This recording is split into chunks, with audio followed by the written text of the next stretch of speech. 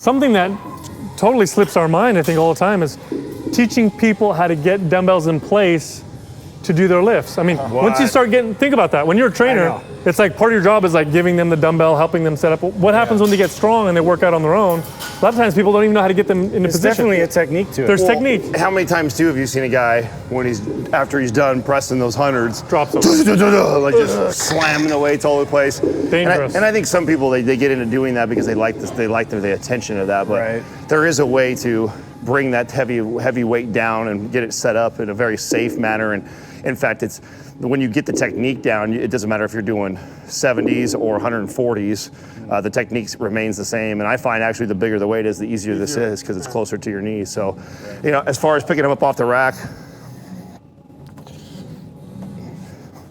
Okay, so he walks back to the bench.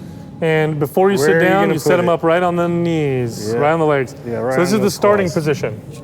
Starting position to the press. Now, how do you get them? Now, when you get back, and the common thing I see is people go back first, and then they bring down, and then you get this jarring feeling when you come down. You want to keep it close and tight, so they're already at your chest. Yeah, they're already when you go out back. Yeah, everything's first. tense and tight, so I'm in tight. They're against my chest. As I come back, now they come back with you. Yep, and they're in tight right here. This is also why full range of motion is so important, so you feel comfortable in that position of letting that dumbbell come all the way down and all the way up.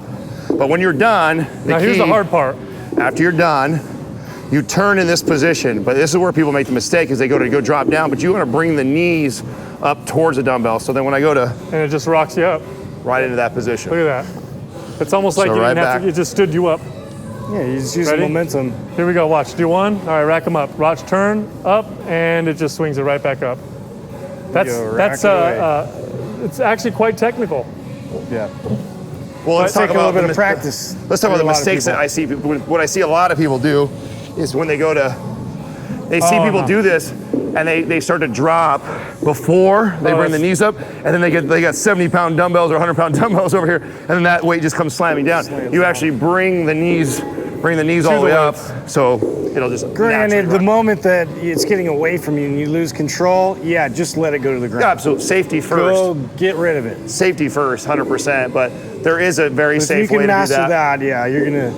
And like I said, the bigger the weight gets, you know, those were just 70s. If we're holding on to a 120-pound weight, the weight's this big, so then when I'm holding it here, it's already closer to my knee. Because the hardest part is some people don't have the flexibility, right, to bring their knees all the way up towards their chest.